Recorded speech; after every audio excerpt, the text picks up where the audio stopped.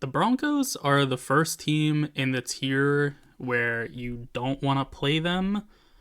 And I think that encapsulates them very nicely because the Broncos have a very legitimate defense and they don't have a very good offense, but they have some things going for them in that regard that make it to where they're definitely not a pushover. And basically, for me, if you don't want to play a team, they're a team that week 18, you're thinking, we wish, we had a different team on our schedule than them. That's basically the Broncos to a T. For quarterback, they have Bo Nix, who was supposed to hit the ground running as he's about 38 years old and played 25 years of college. The math on that doesn't check out whatsoever, but don't question it. It's correct. I fact-checked it twice. With that said, Nix has not been too sensational as a pro. The advanced numbers are very not kind to him, in fact, as he ranks as my 29th best quarterback out of 37 when combining 4 advanced metrics into one universal stat. So he's pretty rough, but he has some ups and downs. He's not all low. He is pretty darn good in structure, and I would say better in making plays happen when they're not there than was to be expected, because he wasn't very proficient in that in college, but he's done pretty nicely in the pros with that. The main thing the Broncos have going for them, though, is they have an elite offensive line, as it ranks second in pass blocking when combining PFF's pass blocking team grade with ESPN's pass blocking win rate. And they're only second because they round up to second. So they are super good. And I don't think that gets talked about nearly enough for just how good they are, because when you talk about great offensive lines, I think of the Lions, the Eagles, maybe even the Falcons. Teams of that nature, I don't think of the Broncos immediately, but you definitely should, because they're as good, if not better, than those teams. Their supporting cast for weapons is also pretty good, which helps Nix a fair amount also, as Courtland Sutton is 35th in yards per game and 34th in yards per reception, which shows that he's a very consistent receiver. He can win deep downfield with proficiency, and he can also win in the short to intermediate parts of the field with regularity. So he's a very good player. He, I think, is a bit underrated. He would have made a massive difference to the Steelers if he went there.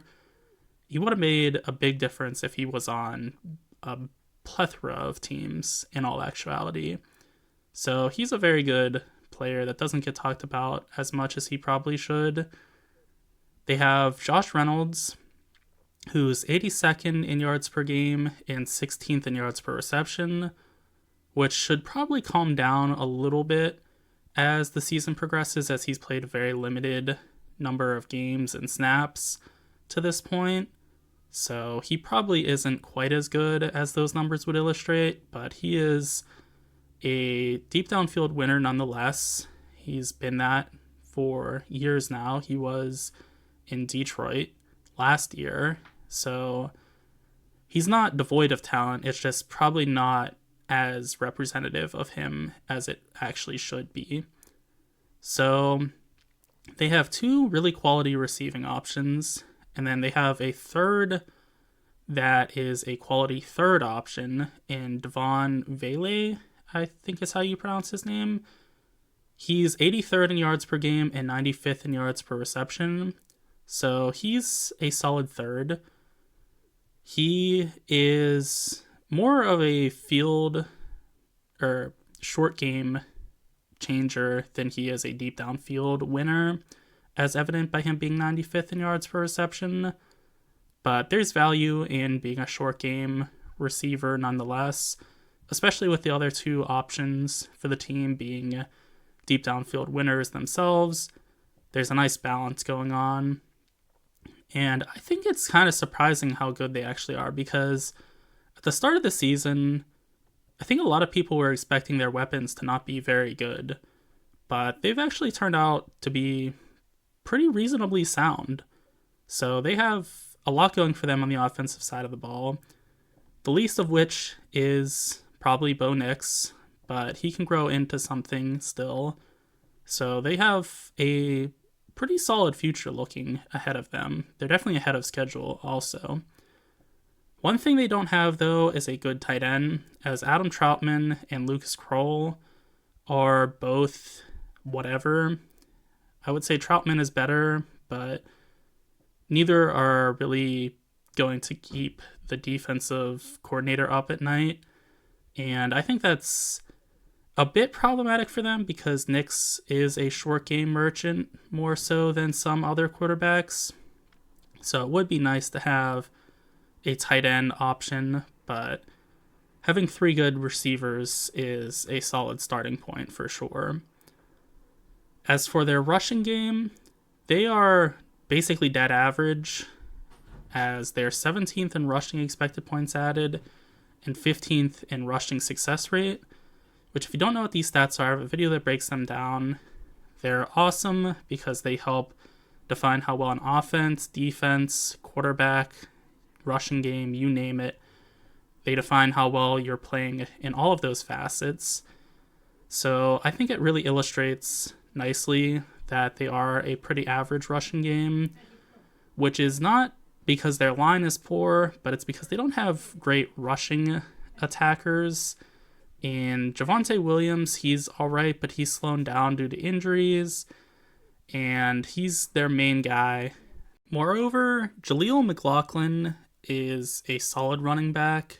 He offers more speed than Williams does, but I think it's about even on who the better running back option is, so it's not like they have a clear defined number one running back. They have two, I think, ideal number twos in the backfield.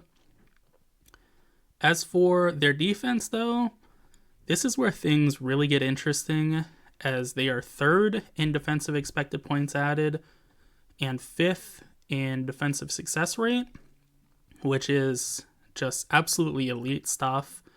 They're not giving up chunk plays. They're not getting beat consistently. They are really, really good defensively.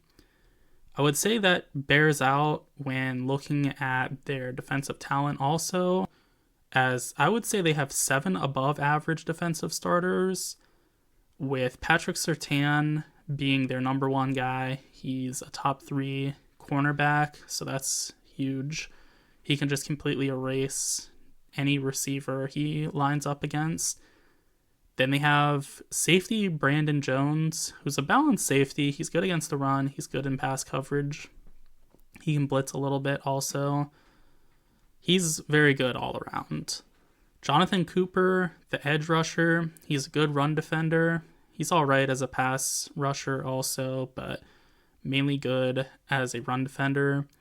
John Franklin Myers, the hybrid edge defensive interior, is a good pressure getter. He's all right as a run defender, but more so a pass rusher than anything else. DJ Jones, a balanced defensive tackle. He's a little better at defending the run, I would say, than getting after the quarterback, but he can do both. Then they have linebacker Justin Stranaud. Definitely mispronounced that, but I'm not even going to try again. It's very difficult for me to process how to pronounce that. He's a great pass rusher, good against the run, and average in coverage, so he has some real value. Then Cody Barton, their other linebacker. He is a balanced linebacker in the sense that he's a good run defender and average in coverage. He has kind of come on out of nowhere, as he's been kind of whatever for most of his career, but has been a really decent option for them throughout this season. They also have Zach Allen, who is number 1 in defensive interior pressures, but he's really poor as against the run for an interior option.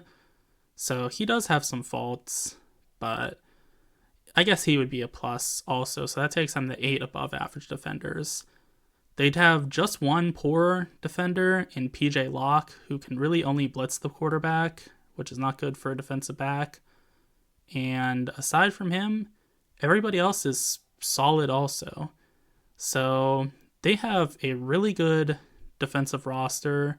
They're well coached. Vance Joseph knows how to get the most out of his defense. And overall, they are just an absolute elite bunch on that side of the ball, which really makes them difficult to play against because you have a great defense and then you have a solid offense. That's hard to match up against. Those are my thoughts on the Broncos. Be sure to let me know what yours are in the comment section, and also be sure to like and subscribe for more NFL content.